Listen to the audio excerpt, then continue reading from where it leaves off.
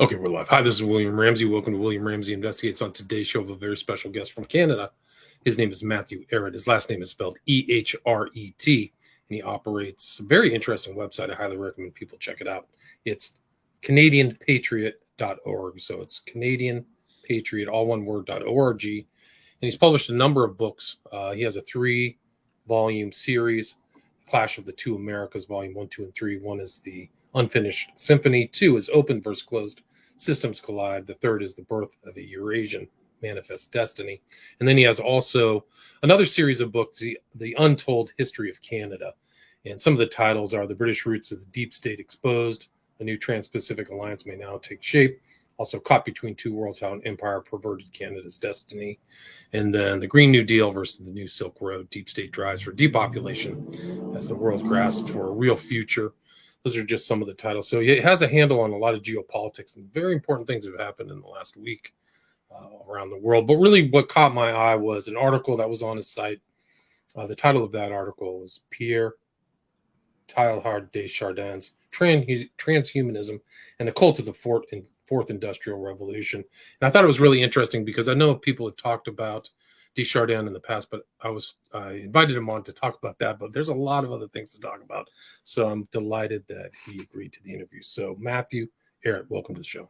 Hey, William, thank you for having me on. I appreciate that very, very generous introduction. And yeah, there's a lot to talk about, but if you want to start with Teilhard de Chardin, we can do that. Or if you want to start with something else, we can do that too. I mean, you've covered so many different things. I think you're trying to look at your country in the context of this kind of new geopolitical landscape. How did you get involved in writing about these topics? And can you just kind of go through your background for people maybe not have heard your name? I actually got your name from a listener of my show. He said you should have this guy on, so that's why I reached out to you. But hey, for people who may not know your background, can you talk about it? Yeah, sure. Yeah, I mean, I started the Canadian Patriot Review as a web magazine back in 2012 in the summer, just because there was a void, a vacuum. And I found that everybody who was talking about Canada as far as analyzing the economic system or the geopolitical situation were sort of treating it as though it existed as a nation state, a finalized, crystallized finished product as a nation state in a vacuum without much appreciation for the historical dynamics shaping the present conditions or the global chemistry internationally in which Canada plays a certain role. But what is that role? And so originally I had been involved with a Canadian history project with a few like-minded people. And that went on for a few years, trying to piece together well, what is this thing called the Privy Council? Why are we a monarchy? After all of these years and all of the American nations, all the way down to the tip of South America, everybody chose over the years to become a republic, but Canada alone remained a monarchy. So what is that? What does that mean as far as the actual levers of power? What role have we played geopolitically on behalf of a British Empire? Which, there's the funny hats, the red suits, and all these things were sort of shown in Michael Caine movies. But if you look at really what the British Empire was, it was understood as a globally extended, aspiring world government. There was only 2 forms of organizing your society in the 18th century, 19th century. And either you were going to have an empire with a hereditary elite governing the ship of state, with everybody else as feudal serfs. Maybe they would have a commons, a House of Commons, or the commoners. That's where the name comes from, House of Commons. But really, it would be the lords and the upper aristocrats who would be making the real decision, and the fount of all honors. You'd have this crown institution, this alpha family, the prima inter pares, the first among equals, that would always be maintained to sustain a continuity of systems over generations. They really need that, despite the fact that you have a lot of mediocre minds occupying that position, not very alpha-like people when you look at King Charles. Despite that, they need the bloodline idea. That's the whole way that this type of peculiar government has been arranged for centuries. So Canada has always been a very valuable, as we discovered, chess piece within a broader great game. Usually, and I go through this in the Untold History of Canada book series, Unfortunately, there are fewer things to be proud of as Canadians. There are things to be proud of. I don't want to say it's all crap. It's not all illusion, but there's a lot more reason to see us as a nation that has been kept as a sort of synthetic appendage of the empire, running assassinations of people like Lincoln or JFK, whose deaths you can't understand if you don't look at the British Canadian operations, including Confederacy operations, where John Wilkes Booth, for example, had spent 5 weeks up in the primary Confederate headquarters or intelligence headquarters in North America, which was Montreal, receiving his instructions and his pay to carry out the hit job. Same thing for JFK. And, you know, the idea of Canada has been generally kept as a wedge at different times to prevent a U.S.-Russian system of cooperation, which at various points nearly came very close to setting the stage for an entire new system of cooperation around the world, especially in the wake of Lincoln's victory over the Confederacy. It happened again in the 20th century a couple of times, actually. So Canada's generally been a tool used to destabilize the good.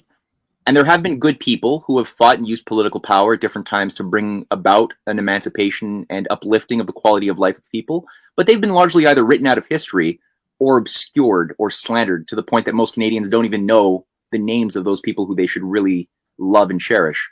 While those people who they tend to think of as their founding fathers, the new godheads and celebrity heroes of our history, like our leading founding father, Johnny MacDonald, I discovered, this guy is a,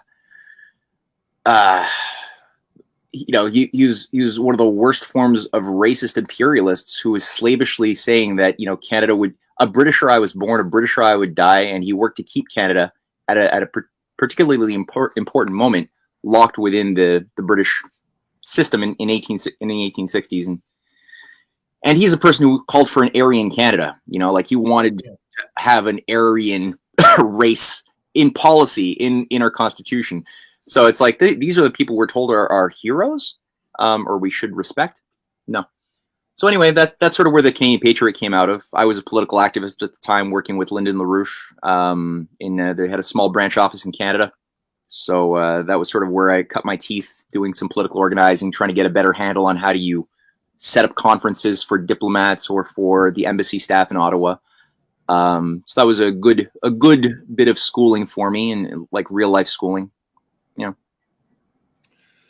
Right. So you say that some of these heroes that are considered heroes in Canada shouldn't be. Who are the people who should be considered heroes? Well, we've got people like, this is actually how I started my Canadian history project originally, was looking at, well, how did those leaps of progress happen? Did the oligarchy, because we've always lived under one form of oligarchy or another. There's never been like a perfectly liberated humanity that didn't have an oligarchy. Right. Now Canada's iron law of oligarchy. Yeah, it's an iron yeah. So did the oligarchs just give us improvements in quality of life? Did our technological and scientific progress, these moments of real bursts of quality of life and powers of productivity, did that just occur because imperialists got bored and wanted to give us these good, these things, these big mega infrastructure projects, which we have quite a bit in British Columbia, Alberta, Quebec, Ontario? There's quite a bit that's been done. It wasn't done in the past 50 years. It was done way before that, before I was born. But I wanted to know, how did this happen? There must have been some fight, because oligarchs never give these things to their slaves. They want to keep their slaves in squalor, as we see with the whole Great Reset ideology today. The idea is create scarcity, get people to be as dumb as possible, and adapt to scarcity, right? So that's where I started looking at a lot of firsthand documentation and looking at the policies and the players at the times, the 1950s, 60s, around people like C.D. Howe, who was known as our Minister of Everything of the Liberal Party of originally William Lyon Mackenzie King, and then Yves Saint Laurent. And Canada being brought into the modern age by becoming the world's first country to have hypersonic jets. That was under his policy. Canada becoming the world's second nation to have civilian nuclear energy. That was under C.D. Howe, the biggest, some of the biggest water projects also under his lead. And then there are the people like W.A.C. Bennett. For 20 years he was the premier of British Columbia from 1952 to 1972, and he's somebody who, again, you can't understand even Quebec. Like, how did Quebec become a hydroelectric engineering hub of the world? Today, you know, like 90+% of our energy comes from hydroelectricity in Quebec. You can't understand that, ironically, if you don't look at British Columbia and W.A.C. Bennett, because W.A.C. Bennett led a fight against these Malthusians and Rhodes scholars who had been embedded both in Ottawa but also within his own provincial cabinet. And he had sorry to interrupt, but that's still a problem today in Canada too, right? Yeah. Well, Chrystia Freeland, right? I mean, the Rhodes Scholar problem has always been a bane of our existence. And W.A.C. Bennett did battle with these creatures. He fought to nationalize, Power Corporation of British Columbia, which was refusing to allow for the development of new hydroelectric dams or anything, and was keeping the rates of energy extraordinarily high, so that your average citizen couldn't access affordable energy, and you couldn't develop a real nation building strategy with those artificially high rate hikes or rates of energy. So he nationalized it, and he forced this new instrument to become a tool for progress, and built some of the biggest dams in the north, the Peace River dams, the Columbia River Treaty dams on the BC side. He led with the help of John F. Kennedy. When he was getting a lot of resistance in Ottawa, JFK directly stepped in and said, "No, I'm giving my full support to Bennett." And he was also developing rail. So the idea of connecting rail from British Columbia up into Alaska, which is still to this very day not done, he moved it quite far ahead, and it was sabotaged when he was ousted. And the green, the Malthusian ideologues came into play really in the 1970s when he was gone. And all of those things never happened again. And I said Quebec, you can't understand Quebec if you don't understand BC. Well, that's because when there was an effort by Jean Lesage and leading figures of the Union Nationale government of Quebec to create a hydroelectric program, they were getting sabotaged by Ottawa. Again, Ottawa was fully under the control of these depopulation freaks. And so the only way they got the revenue, the money, which was not being granted by the federal government, and they didn't have the means at the time to fund it themselves in Quebec, W.A.C. Bennett met with Jean Lesage in 1963 or 64 and provided him a $100 million loan. And it was that loan that drove the development of all of the big hydroelectric dams around the James Bay, upper Quebec. Everything was all a BC loan, ironically. So that's part of, when you look at... Do you think that, sorry to interrupt, but do you think that that's because BC was kind of so far away from the capital and they had autonomy and could implement these things without a lot of oversight from Ottawa? Would you agree with that?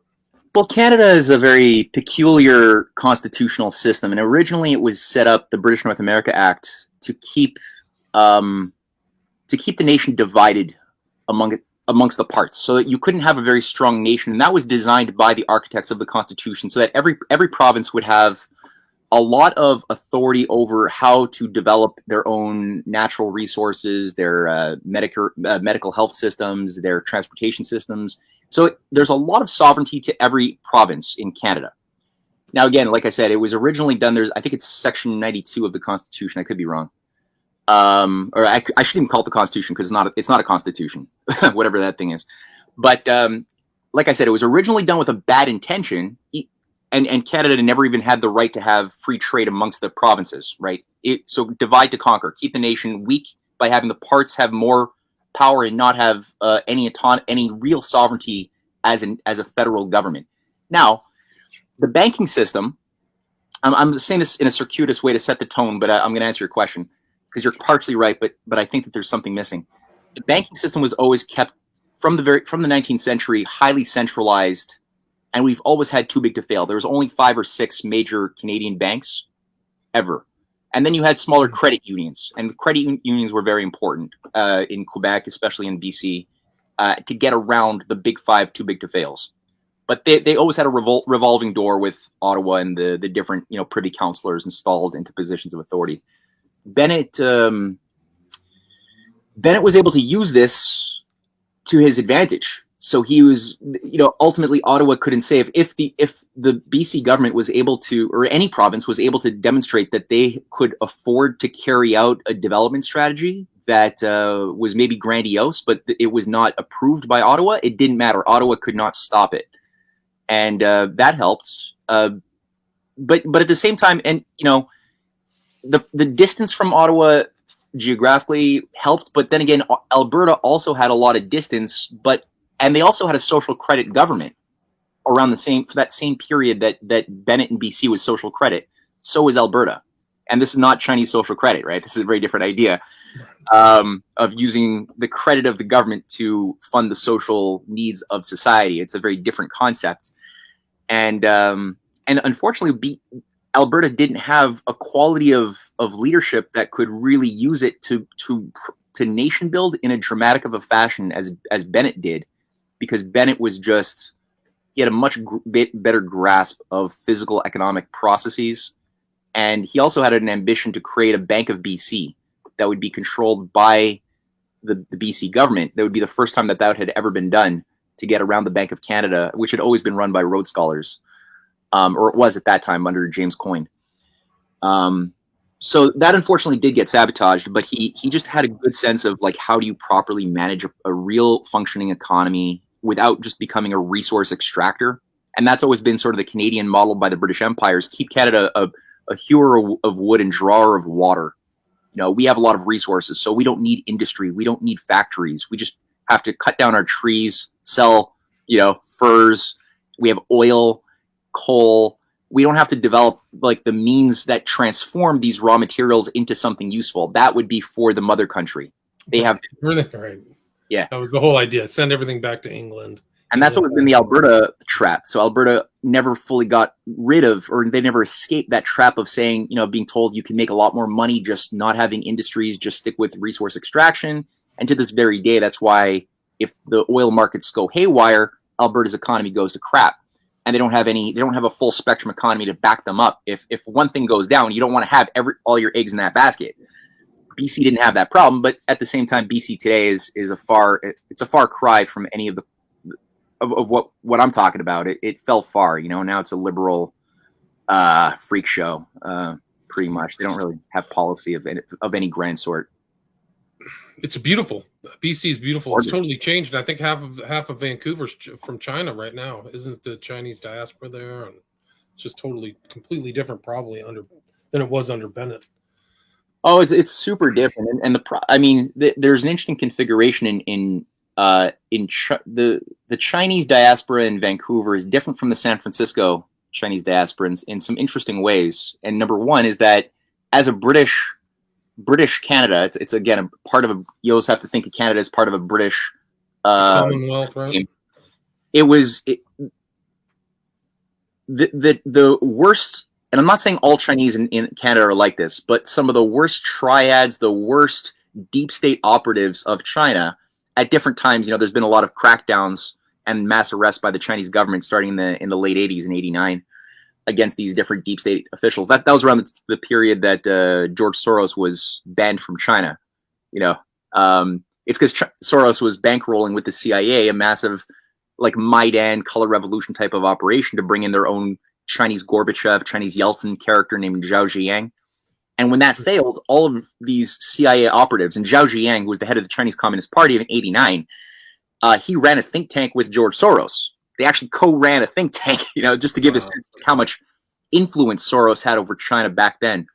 And he was thrown into house arrest, where he rotted and died 15 years later. But all of his key allies who were working with Soros, they all had to escape arrest. Some of them did go to jail, but the other ones made it through Operation Yellowbird via Hong Kong with the help of MI6 and the Triads into Vancouver. And so they were given sanctuary to run, an operation, an international operation over the past 30 years. And there's been other infusions of Soros affiliates from China who came into Canada, and again in the late 90s when Hong Kong went back to China, and a lot of the criminal elements were like, shoot, what's going to happen now that Beijing's going to start having influence over Hong Kong again? Are we going to go to jail? So they bought their villas and manors in British Columbia and Toronto. That's why you have a lot of triad problems here too. Whereas in San Francisco, you don't have. It's a very different configuration. They tend to be more pro mainland. They're not as it's a different psycho-spiritual character of the Chinese people. Well, they've been the ones in San Francisco have been the 3-4 generations deep. You know, they're much more tailored to the American sensibilities. Yeah, I would say. Yeah, a lot of them were still. They came in from the Chinese. I mean, the Chinese built the rail systems in Canada and big time U.S. rail systems. So yeah, I mean, a lot of these people go back to the 19th century. And that is kind of an interesting thing. You talk about the rail system in BC. You're kind of an advocate of a rail system that goes through Alaska and kind of links the world, right? Yeah. Can you talk a little bit about that? Yeah, sure. Well, like I mentioned, that was what W.A.C. Bennett was moving towards with his BC to Alaska rail program. They had conferences back in the day called the Alberta, Yukon, BC conferences. They would happen every year. And, you know, Governor, forgetting the name now of my Alaska governors of the day, but they were really good. And they all had this great vision of really modernizing, industrializing the Arctic. And that was going to be also part of the Diefenbaker strategy, too, was the Northern vision to have, like, science cities powered by nuclear energy all across the Arctic from Frobisher Bay, today's Nunavut, all the way up to the Yukon and into northern BC. And so Bennett was very much on top of that. And like I said, the rail line today just ends at Dease Lake, which is very much north in BC, but there's still 1,000 kilometers of nothing. His idea that was, and they call it the rail to nowhere. They were trying to sell it for like $1 because nobody wanted it. And they don't realize, like, people make fun of Bennett to this day. They call it Bennett's Folly. Because they called Alaska Seward's Folly too. If you exactly, remember. That's the irony, right? So, and they don't realize that Seward had a broad, grand design. It wasn't just $7 million to buy this giant. I mean, that was a great buy from the Russians. Amazing. Yeah. I mean, and it was all secret diplomacy, right? Like even the British didn't even know it was happening until the last second. And there was a race, right? It was sold in the sale was finalized with Ambassador Edward de Stokel, who was the Russian ambassador to the U.S. in I think it's May 1867, and that's, keep in mind, just about a month before or 2 months before the British North America Act is signed into law in London, establishing Canada as a British Confederacy. So I consider Canada in many ways the British Confederacy operation against the U.S. that worked, because the southern one failed, the northern one functioned. And Seward was always working and negotiating with Cassius Clay, the U.S. ambassador to Russia, some of the best Russians at the time who really loved Lincoln. They were all around Tsar Alexander II. They were the ones who tipped the balance in favor of the U.S. cause, or the Union in the Civil War, because what happened in 1863, when everything was looking really bad for Lincoln, Russian ships, battleships, arrived at the coasts of New York and California, and they stayed there for a year. And they had direct, as Alexander II even relayed in an interview with Charles Wharton Barker, a banker later on, he made a point that this was understood as a message to the British and French empires that if they were to openly enter into the war as they had planned to on the side of the Confederacy, that would be a war with Russia. And so that's what kept them from openly getting in there. They were, of course, helping. The British were helping. You know, they were making battleships like the SS Alabama for the Confederate cause, and they were providing money and intelligence, kind of like the U.S. had done with Syria, the Syrian rebels. But they didn't get in openly, even though, and they had 10,000 troops stationed in Canada ready to go. So that the Russians really, really played a big role there. And Russia was studying the American system of Lincoln. You know, so you had whole networks of Russian statesmen and economists studying how did Lincoln use the protective tariff system, use constitutional banking through the greenbacks. How did the American system function in such a very special way that allowed for the building of the Transcontinental Railway, which was begun also in 1863 in the height of the Civil War. You're like, you know, people are like, well, was Lincoln stupid? Didn't he have other priorities that were more important? It's like, no, he understood that you'd have to create a new type of spirit with a very positive idea of manifest destiny versus the crappy imperial idea of manifest destiny that was big in the South. to animate the best parts of the spirit of the people coming out of the Civil War, and opening up the West was a big part of that. And so the Russian side, they were looking seriously at building the Trans-Siberian Railway, which only got its start officially in 1890, but they were setting the groundwork since the 1860s. And so the sale of Alaska at that moment, again, I go through this in the Untold History of Canada book series in thorough detail, that was very much tied to the idea of extending Lincoln's transcontinental railway, it was finished in 1869, the first one. There was planned for about 4 more. And that was supposed to extend up north through British Columbia, where there was a massive, I mean, it was an economic disaster. You know, British Columbia, Canada back then was pretty much, I think, maybe 12% of the surface area of what we know of today. You had 4 little colonies in like upper lower Canada, you know, a little tiny bit of Ontario, a little tiny bit of Quebec, a little bit of like 2 maritime provinces, and that was it. And then there was like, what was the rest of Canada? Well, 95% of the surface area was Hudson Bay territory. It was owned by the Hudson's Bay Company, and that had been, it was called Rupert's Land, you know, and that had been the case for 200 plus years. And so the Hudson's Bay territory was highly enmeshed with the British East India Company. Their mandate was to prevent the development of the nation. And also you had a lot of Jesuits working intelligence as well, you know, manipulating different native tribes to either go to war with each other or become instruments of an imperial agenda. So there was a lot of manipulation of the natives too. That was messed up. But then BC was this isolated lone British colony on the west coast with no connection whatsoever to any other part of BC, of Canada. And they were in an economic, it was a shit situation. It was really bad. The gold rush bubble had popped. There was a lot of despair. There's the only economic relationship that the people in BC had with anyone outside of BC was with California. They had no relationship with Britain. They had tons of debt that they couldn't pay. And so it's no wonder that there was a massive annexation movement of BC, and people like Seward, who was the Secretary of State of Lincoln, for those who might not know, he was working very closely with leading figures within BC. Some of them operated through Masonic lodges because you didn't have, not at the time, I think there was less control over the Masonic lodges, and some of them were used, were operated by very good people. I don't see any evidence of that these days, but that's what it was back in those days. And Stuart, if you don't know, he was involved in the U.S. William Morgan fiasco in New York. He actually was an anti-Masonic politician. Yeah, Seward. That's Seward interesting. Eh? That's yeah. So he has a very interesting tie with William Morgan, who disappeared, and it was a whole Masonic thing. So he was actually an anti-Masonic politician. Before I had read John Quincy Adams' letters on Freemasonry, and the Morgan situation, and I think it was like the 1837 or something, or 1833. That was a big scandal. Yeah, that was interesting. Now, again, at the time, like in my analysis, there was a greater array of diverse lodges that were not under the same policy in those days. That got diluted. I think the Scottish Rite ended up becoming the hegemonic, dominant Masonic Lodge of the United States, which to this day I don't think there's much that is not Scottish Rite. There might be some, but that's the big one. Yeah, I think you're right.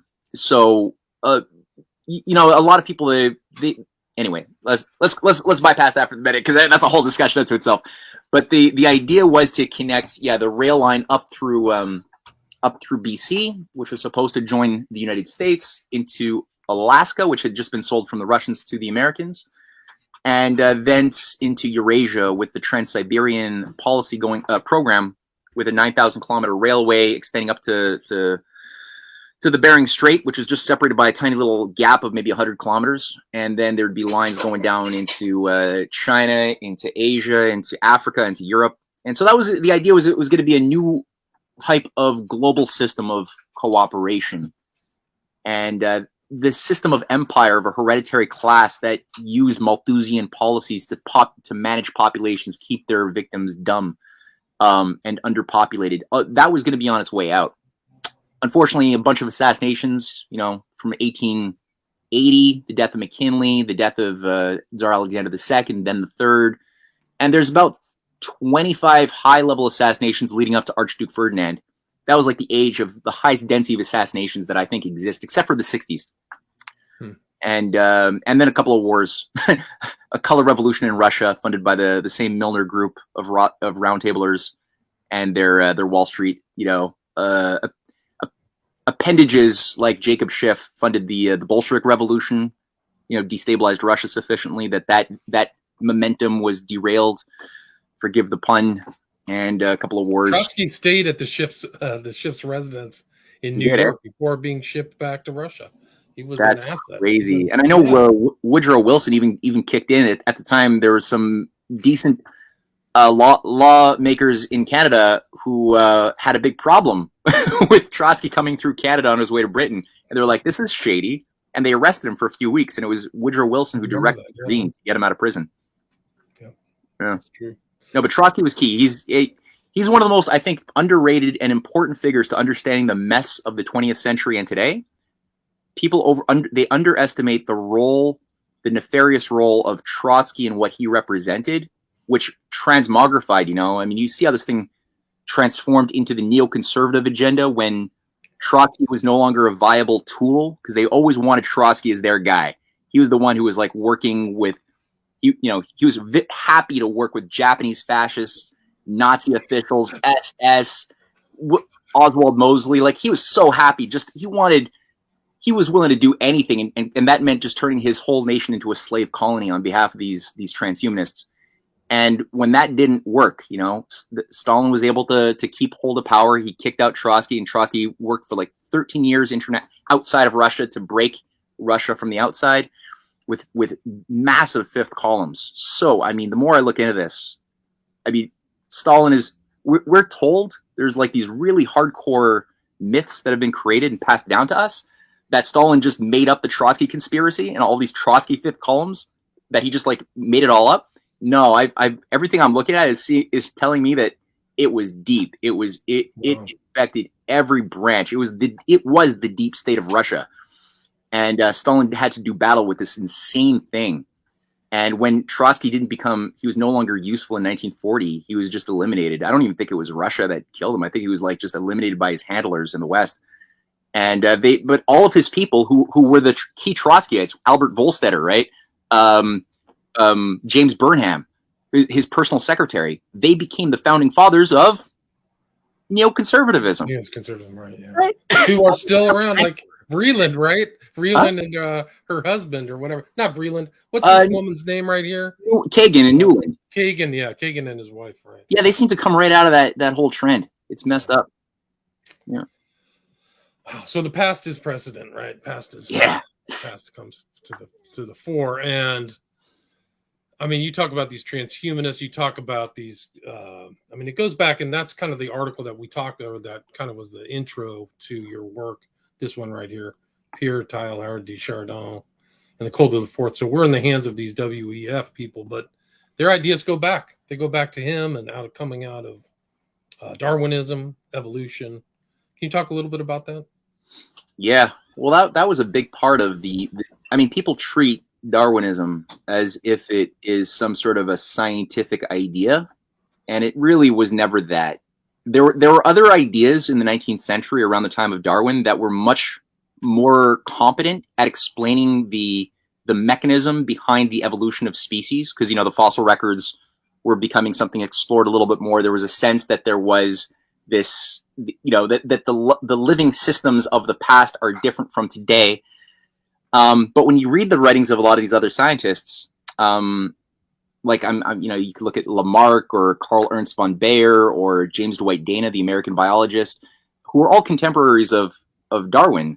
They were all looking at the role of perfectibility, harmony, intention, design, embedded in the fabric of the universe that would explain why certain species would disappear and certain species would come online, certain attributes would become expressed.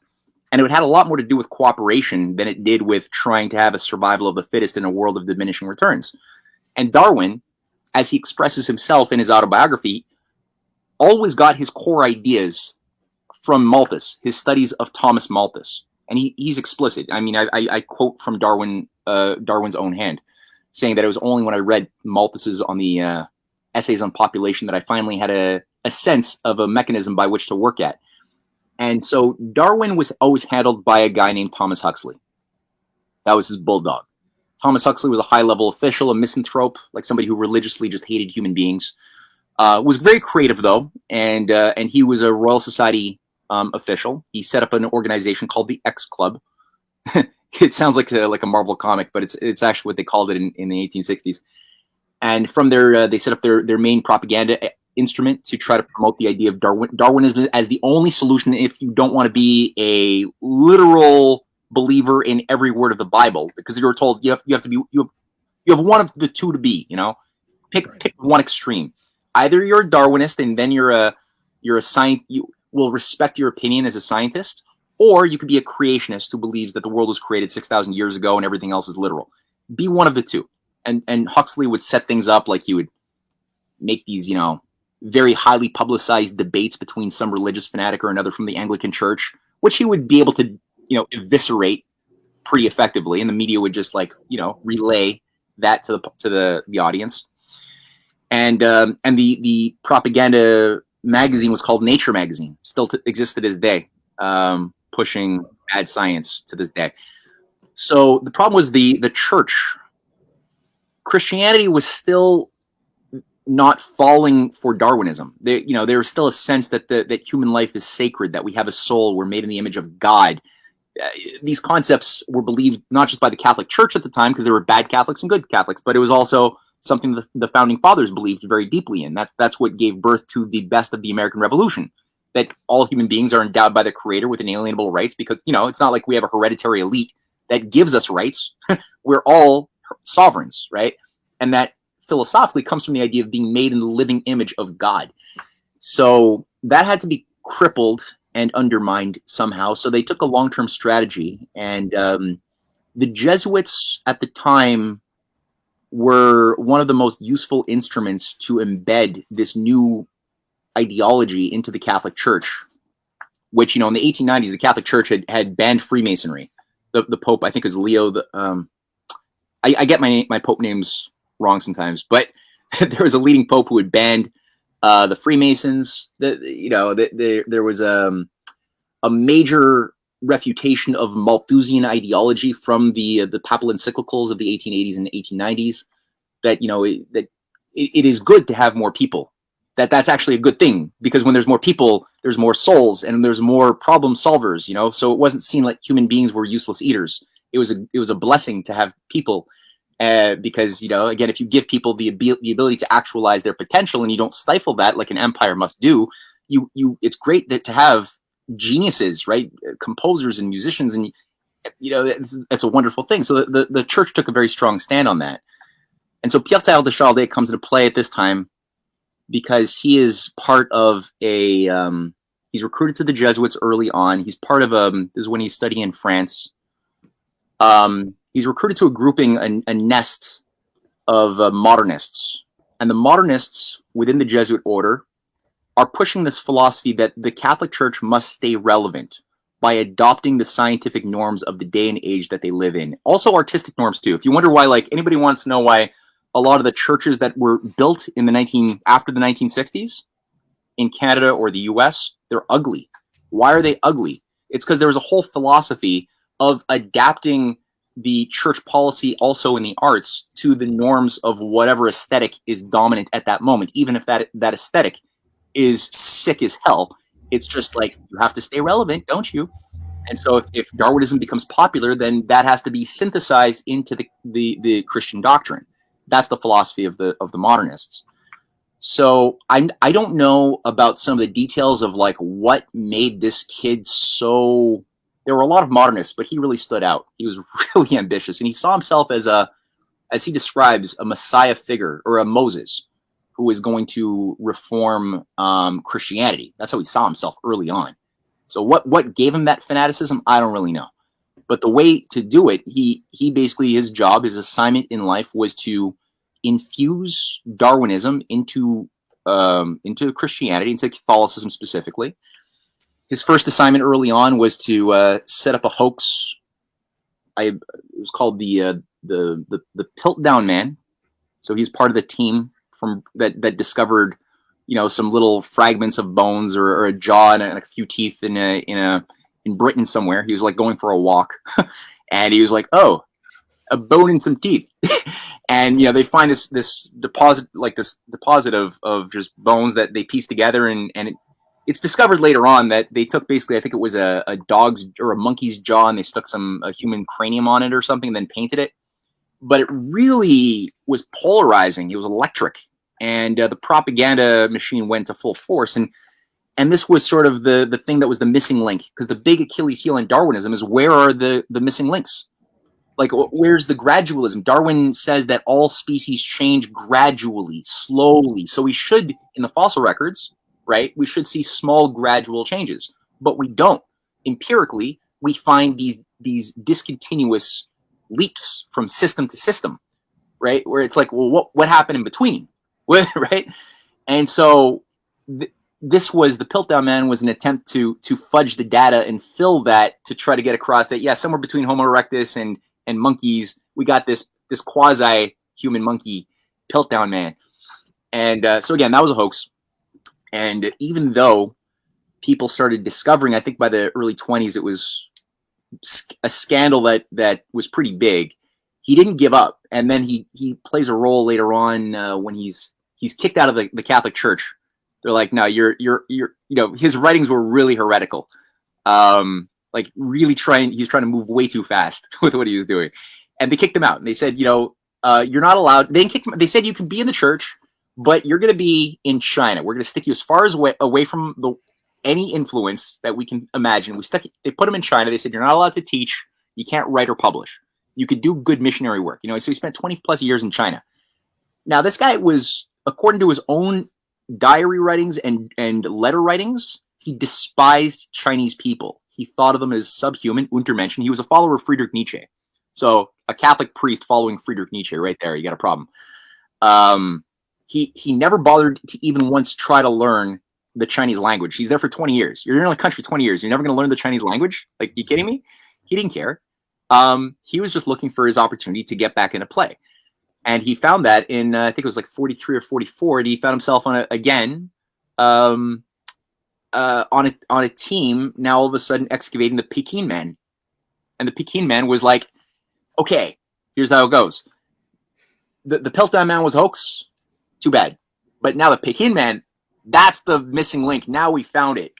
And even to this very day, there's actual scientists who still treat this as if it were a discovery, despite the fact that the bones that they say they found, that Teilhard de Chardin played a role in popularizing, disappeared after they put them on a crate onto a train. The British just sent that train off to some museum. They got lost along the way. We have Chardin's description of what the bones are. Nobody actually has evidence of this thing ever having existed, this missing link. But despite that, this one has successfully hung on and maintained itself in the mythology down to the present day. Now, the last thing, and which is where I started looking at Chardin, is I had noted when I was reading the works of reading the transcripts of speeches of people like Yuval Harari, the lead misanthropic schmuck philosopher at the World Economic Forum, and people like Ray Kurzweil as well, lead Google engineer, another transhumanist. They're all transhumanists. Elon Musk, transhumanist. Mark Zuckerberg, they're all transhumanists. So I'm like, okay, they seem to be talking, especially Kurzweil, about this idea of a singularity. And they all seem to be using this very Darwinian language, but it's not a randomness, because at least the version of Darwin that's popularized to the masses, the plebes, it's premised around the idea of a random function, that there's just like random mutations happening. And every once in a while, you roll the dice, you get like a million, sixes in a row, and you get a bigger claw. Now, the version of Darwinism that is actually passed down amongst the elites is not random. They have an idea of eugenics, and eugenics is sort of the applied application of the Darwinian theory to human systems, which is just Malthusianism, really, with a bit more of a scientific veneer around weeding out the unfit in a push to create a new race that would be the most fit. Now, the thing is, who's going to be the natural selectors? It's not God. So who are going to be the people deciding who is fit and who's unfit? Who's going to be euthanized and who's not? who's going to be genetically modified to be better, who will determine what those characteristics are, right? And then you get this arrogant, elitism that you can't get around. So these guys, like Zurwal, they're all talking about this teleological moment in the future pulling us towards this moment, the singularity, at which point they're saying, like as technology, that in their view, as technology increases and human freedom decreases in relative similar proportionality, that singularity is going to be a threshold moment that you can forecast, at which point technology, they say, will become thinking, feeling machines, right? It's a cult of artificial intelligence, at which point we will either go extinct because that new computing AI will replace us, very, very Terminator 2, or we merge with that machinery, using CRISPR or test tube babies, or integrating machinery and computing chips into our brains, whatever. So there's this whole like nasty theology. It's a satanic theology around it. And where does Teilhard de Chardin come in?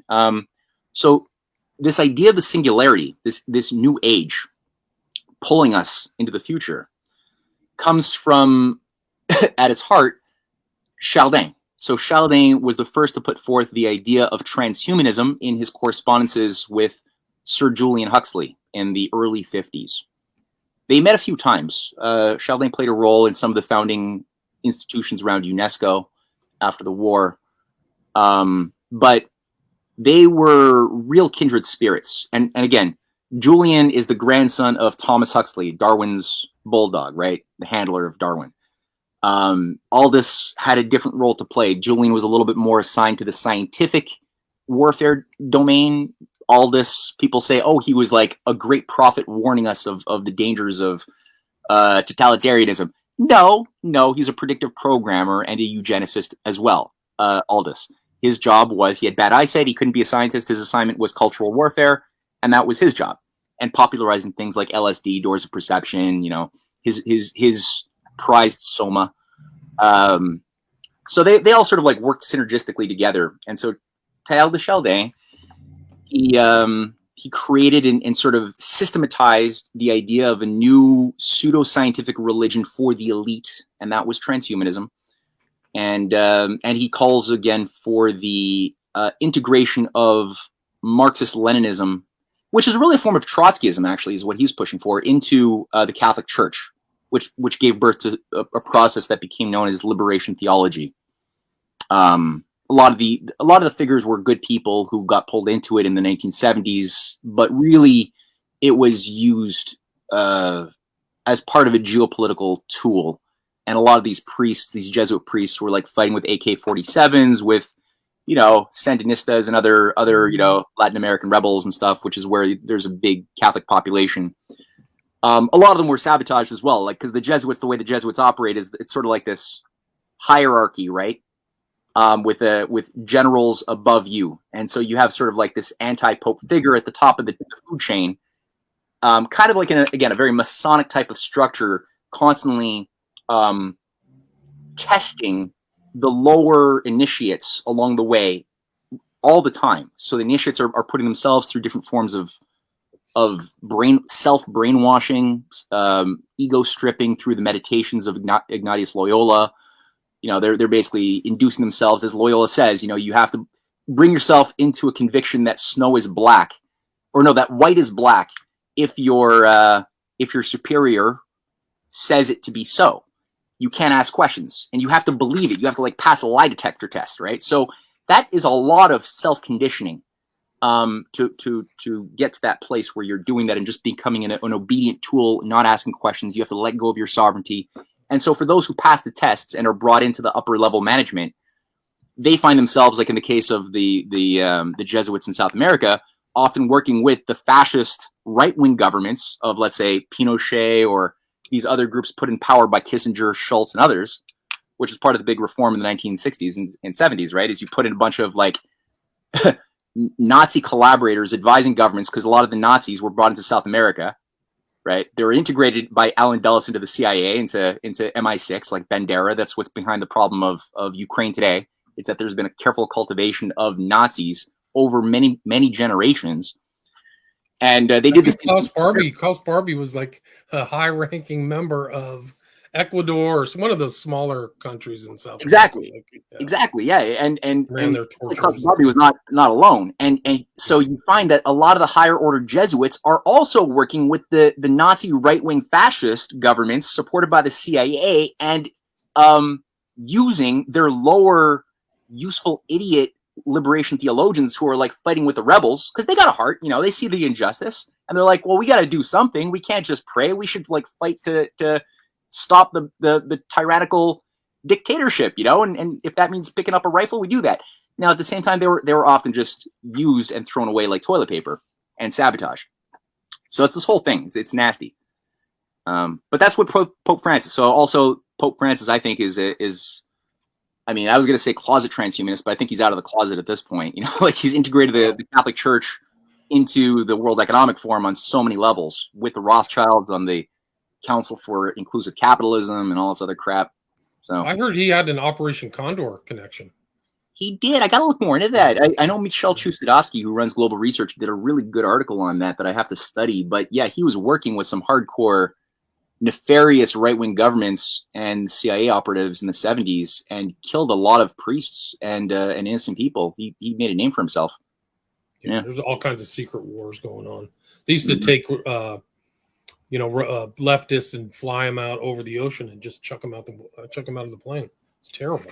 Disappeared them. Yeah, bad stuff. Yeah, crazy. So, but you see that this kind of history, intellectual history, goes back through Chardin. So what you're seeing played out today, Harari, who's a monster, and these other characters, has its ideological heritage goes through Chardin, right?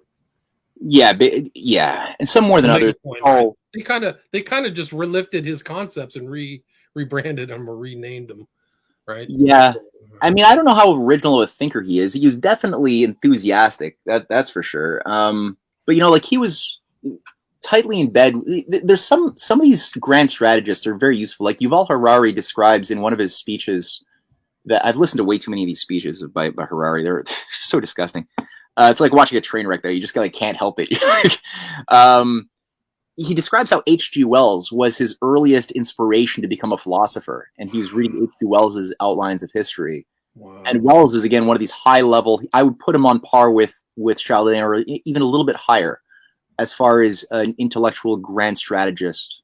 Maybe Bertrand Russell. I would say Bertrand Russell and H.G. Wells are probably of the highest order grand strategists of the 20th century, at least, both being Fabian Society operatives and high level. And I mean, again, eugenicists, Darwinists, right? Well, yeah, I mean, H.G. Wells was a student of Thomas Huxley directly. He was a direct student, and he was a devout eugenicist. Again, like these people all believed in a creation of the name transhumanism didn't enter the lexicon yet, but that's really what it was. That's what eugenicists are. That's what Nazis were. It's, you believe in the Untermenschen, the underhumans that have to be exterminated. Of all races and creeds, they're not really specific against like black people or Jews specifically. It's really just there's a whole category of humans that have to be eliminated and weeded out, and then the Hitler, the brown-headed, brown-eyed Hitler with the Jewish grandma would talk about the great Aryan race of blue-eyed, blonde, Ubermenschen, over humans, better than humans, who would be the breed for tomorrow that we'd have to and people this is so embedded with the entire, genetic therapy revolution of the 1970s that really took hold with the sequencing of the human genome, and people like Epstein, even Epstein was a big backer financially of a lot of this crap, and he had a whole weird ranch somewhere in Mexico, I think, or maybe it's in New Mexico. Yeah, New Mexico. That's it. Yeah, where he's trying to breed a new race of humans, with female sex slaves, to plant his seed, who he's dubbed himself to be the best of the best. So of course he's got to spread his seed. It's weird. It really is religious. It's very strange, and he had a lot of friends in this kind of modern eugenicist movement. A lot of people who are around, kind of influencing other people. I think it's interesting. Harari too. You have to put him in that same line, doesn't he? he's a full-on evolutionary biologist, right? I mean, doesn't he time the beginning of man coming out of, you know, whatever? What's the book? The title of his book that we're, you know, Oh yeah, Homo BC or Homo whatever. Like, yeah, I forgot what it was. I think he's one of those. He's one of those Darwinist types, I think. Yeah, I mean he's it's interesting to hear him speak because like he describes he just puts it into such clear words, this idea, you know, he's like there's the Big Bang. I remember him saying like the Big Bang happened 13.7 billion years ago, and he goes through one of these stupid, you know, like simplified all science history in like, you know, 10 minutes, and he's like, and everything has been random without any cause. The universe doesn't care about any of us, and it's all just been randomness until now. And it's like he's trying to give a sermon to a bunch of at a pulpit to a bunch of technocratic, you know, anti-humanists. And he's like, but now we've finally achieved intelligent design for the first time in all of existence, except the intelligent designers are not God. It's going to be the CEOs at Google here at Davos. And we are the intelligent designers who will then be able to control and upload our souls. The cloud won't be heaven. It will be a cloud that we upload our digitized identities into our brains into or something, because they want to cheat death. And I think ultimately a lot of these guys, Ray Kurzweil is like fixated. He's written books about his fear of death and how much he wants to bring his dad back to life because he's got unresolved stuff with his pop, you know. That's like psychologically a big thing in his head that shapes. This is, again, Ray Kurzweil, right? Like leads engineer at Google. Harari is, you know, he's a pathetic character who's been really, he's probably been abused a lot. He's afraid of death. He wants to upload his soul into the cloud and maybe have it installed by USB into some, like, you know, cyborg in the future or something. I don't know. But yeah, they're really not able to deal with the reality of the death of our bodies, because if you were actually looking at good religion, Christianity, any healthy approach to like a religious identity puts first and foremost the fact that we're going to die and our soul is immortal and our soul is made by God. And you have to live according to that fact, you know? And when you do, you can really become a wise person on a much, much faster pace than if you lack that and you're floating from moment to moment, you know, try to find some sensual gratification to give you a little bit of sense of meaning or cover up the lack of meaning in your life, which, you know, all of these blue bloods, they're useless eaters, right? Like they're born. They're the useless eaters, right? Sure, right? They have no skills. They have no trade. They're useless. They're just feeding, like, look at the royal family, right? Like they're getting millions of dollars every year from taxpayers across the Commonwealth to do nothing. That's their job, is to do nothing, though they do things, but their job is to do nothing and just live in castles. Like, right. That boredom has to be filled by something. And unfortunately they find a lot of they got like a hypertrophied logical side, you know, which can really take over and crush any human sentiments in time. And they pass it on to their kids. You know, it's really sad. It is sad. I mean, and that's really, I mean, they say the New World Order is the old world order. It's like the same old people who want to make these changes are these old heraldry families from all over the globe, really, not just the royal family. Yeah, so, yeah, nothing new under the sun. Yeah, so they're the ones who were trying to make this change. WEF. I think their attempt at propaganda was reversed and sent back against them. I think the people realize that WEF is just social poison. So I think they didn't really do a good job of getting their ideas across to the general population. Maybe they did to the elites or the people, the politicians, but the rank and file citizen is just like, this is a horror show. Yeah, I think they push people to the max at this point. Like there's a certain, I mean, the population we did allow ourselves to become overly corrupted. It's not just it's all the elite's fault. You know, it's too easy to say that. You know, the fate, as who is it? Cassius said in Julius Caesar, the fate, dear Brutus, is not in our stars, but in ourselves that we are underlings. the masses allow themselves to be poisoned, and there are certain cultural norms that have really, it's rotten. And so people have to, I mean, I think the last couple of years has been a big learning curve for a ton of people who have become much better, much wiser people in the course of having to let go of a lot of the the sacred cow illusions that they had been holding on to for a long time, and making some discoveries fast. But no, they can't sell this stuff to the population. You know, they have to wrap it. I mean, that's why Yuval Harari says like the only solution for the useless class is drugs and video games, because they know they can't intellectually get people to, in a popular, create a popular movement around depopulating ourselves or like owning nothing and being happy. They can't do that.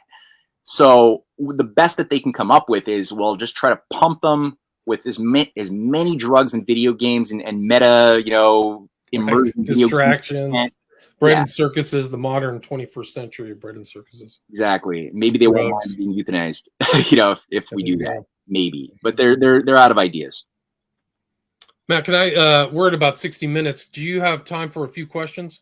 Yeah, absolutely, sure. Hill Doggy is asking, can you ask Matt about his time with the LaRouche Organization? Yeah, for sure. Well, that was a really positive overall. I mean, overall experience. I was involved with them as a volunteer full time for almost full time between 2006 and 2017, and I had sort of been going through a bit of turmoil after I had made a lot of my discoveries about 9/11, international bankers, all this stuff in around 2003, and I went, it was like for all of us, it's it's traumatic to discover that you've been living in a cave and all of the popular beliefs of everybody around you that you've been living by, and the traditions are all just shadows on a cave wall cast to make you stupid and bring you into a slaughterhouse. Like, that's painful. So I didn't let that go, and it really bothered me. And I was writing a lot, but I didn't have solutions. So at a certain point, I just said, I'm gonna shut up. I'm either making a pest of myself, only talking about conspiracy theories all the time, and when I do a good job, if I am effective, it's the consequence is usually just depressing people, or they think I'm nuts. So I'm like, neither one is that useful. So I'm just gonna, integrate back as best I can into the Shadowlands and just try to like float and see what happens. But I was like, in the back of my mind, I had made a commitment. If I do ever come across viable solutions at any time, I will fight for that. And it took me a long time to come to those until I was on a smoke break after work one day, and on a work break, and there was a political table, and it was a small outfit from the LaRouche Organization in Canada, and they had maybe 8 or 9 people in Canada. I didn't even know about that. I thought I was pretty smart, and I didn't even know who this LaRouche guy was. And they had signage, like stop depopulation, a bunch of things that captured my attention. I started a conversation. It was a literature table, and I took some of the literature, and I was impressed by the idea that there is a fight and an organized. I mean, this movement around LaRouche was dead now. He died in 2019 at the age of 96. But he had spent 50 years setting up an international array of organizations in Europe and in the Philippines and South America. And there's a policy orientation that I could get my mind around. I could see it working. That's where the idea of the Bering Strait as a very important game-changing policy for the past hundreds of years came into my perception. I didn't know about that. I didn't care about rail development until I started really thinking about it from that standpoint. And so, yeah, I volunteered, and like I said, it was a Canadian branch. And like I alluded to at the very beginning of this chat, LaRouche spent a lot of time hammering at the British Empire as a still existing thing, which at first I thought was crazy until I started looking at, well, what killed JFK? What took over the U.S. Economy, the U.S. Government, especially since the 60s. And I started realizing it's actually British. It's British intelligence. It's City of London. It's not American. The American nation and the American people didn't even benefit for the past 50 years of globalization, right? Everything is weaker. So if it was the U.S. empire, as I had been led to believe, why did the U.S. empire destroy itself and its own people? So I was like, okay, makes sense. It's a foreign entity. And then the problem, like I said, we're in Canada, and I'm like, well, Canada's British. So how does that impact my world? And nobody really did that work. So there was a big blank spot, and I'm trying to like talk to Canadians, doing my political organizing and trying to convince them to impeach Dick Cheney or impeach Barack Obama from Canada. And there's a bit of a disconnect, because I could prove that it needs to happen, but when I'm talking to somebody from like Quebec or Toronto, your job as a citizen of Canada is to impeach the U.S. president. Like you're not going to have a connection. You'll lose people. So that's where that Canadian History Project got started, with a few people who shared my frustration, and we decided to start doing some work, and the discoveries were amazing, and we couldn't get them published anywhere. And that's where I was like, well, if I can't get them published anywhere, let's start our own journal. And we did that. And that's been something I let it die for a little bit when I parted ways with the LaRouche Organization in 2017. Personality differences with some people. Still, I have no problems with the organization's policies at all. I'll defend that. But I let the Canadian Patriot sort of die for a couple of years. But then one day I went back to, after Trump had gotten elected, I went back to the dashboard of the website just for shits and giggles, just to see, like, how's the traffic. I'm not trying to do anything. I hadn't put a new post up, and I found that I was getting like 1,000 hits a day. And I'm like, wait a minute, there's a hunger. So I decided to revive that and incorporate that into my political writings and what have you. So nice. And you've done a lot of these like kind of books with other authors. So it's you and some names I'm not familiar with, but you're working with other people to kind of blow the dust off certain. Oh yeah, I couldn't do this by myself. This was a team effort. And the first book, The Untold History of Canada, I did the forward, but the content that's the one with Benjamin Franklin in Canada, because Ben Franklin was up here in Canada for several weeks trying to organize to get Quebec to be the 14th colony to go to the Continental Congress and sign the Declaration of Independence. And there was a lot of sabotage. But that book was written by Pierre, who's an incredible researcher, a former professor at the Université de Montréal. He joined the LaRouche Organization in the 70s. But he did some amazing work that got my engine really revved. And my current trilogy that you see up there, The Clash of the Two Americas, I've co-written with my wife, Cynthia Chung. She's also a wonderful writer, and she's going to be putting out her own first book in the next 2 weeks or so on another angle to how the U.S. intelligence was purged by the British. Interesting. Do you have a title for it, or are you able to? It's going to be, I don't want to bastardize it, but I think it's Why the Black Sun Never Set on the British Empire, and it's going to have a picture of the black sun of the occult, the Nazi... Sun and Rod? Yeah, exactly. And it's going to go a lot into Operation Gladio. She really unpacks and takes a lot of time getting at the Operation Gladio from the incorporation of Japanese fascists, Nazis, Italian fascists into U.S. and MI6 intelligence agencies. It's going to be scary. Good scary. Interesting. I'd like to interview her about that. Then somebody asked, Jody Bear asks, as populism rises in Canada, do you think Poilievre or Bernier could change the direction of Canada if voted in as PM? Well, I don't know. I mean, I was very impressed by the mass organization, like the mass organizing that I saw with my own eyes on the ground in Ottawa and all across Canada around the February truckers convoy. That was very, very well done. That couldn't have happened from the political class. I mean, Bernier and Poilievre are at the worst, or at the best, I should say at the best, I believe that they are disturbers of the transhumanist agenda. I don't think that these types of personalities would go along with the transhumanist program. I do think that they would be more inclined to be influenced by the masses, those who elected them. I've got major problems with both of them in terms of how they are both economically incompetent, and ultimately both believe that faced with a systemic economic breakdown as we are currently living in right now, both of them believe that it's the job of the government to do absolutely nothing, because they both believe in what's called creative destruction. In my mind, that is criminally incompetent if you believe in such an absurd idea as creative destruction. And I actually spoke to Bernier a couple of months back at a town hall event in Montreal, and I asked him this question.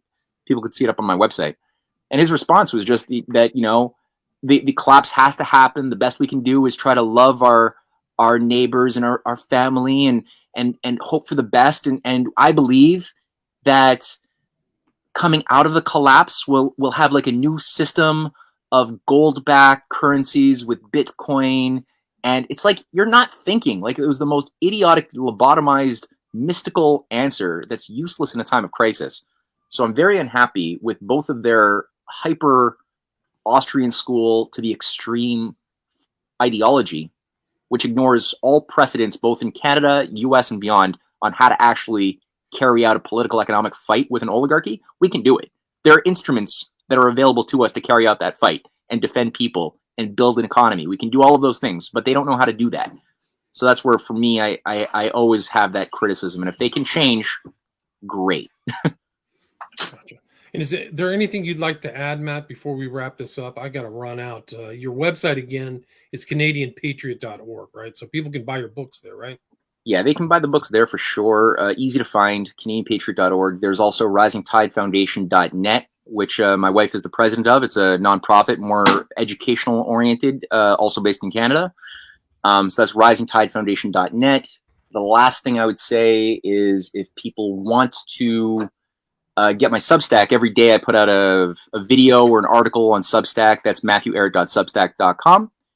Now, the last thing is, if you don't have money, I understand the economy's kicked a lot of people's asses. Not a big deal. Send me an email and I'll send you some free PDFs of the books at Canadian Patriot 1776 at tutanota.com, tutanota.com, and I'll shoot you the PDFs. Awesome. And I will put those links in the show notes. So it's your website is, again, CanadianPatriot.org, then the Rising Tide Foundation, which is all one word, risingtidefoundation.net. And then I'll also include your email. But fascinating talk. Thanks so much for sharing all that knowledge. Really interesting. And I really appreciate it. Hey, me too. It was a lot of fun. And anytime you'd like to do it again or talk to my wife about her new book, then I'll hook it up. I'll shoot you an email. Thanks so much, Matt. I appreciate it. Take care. All right. Stay there.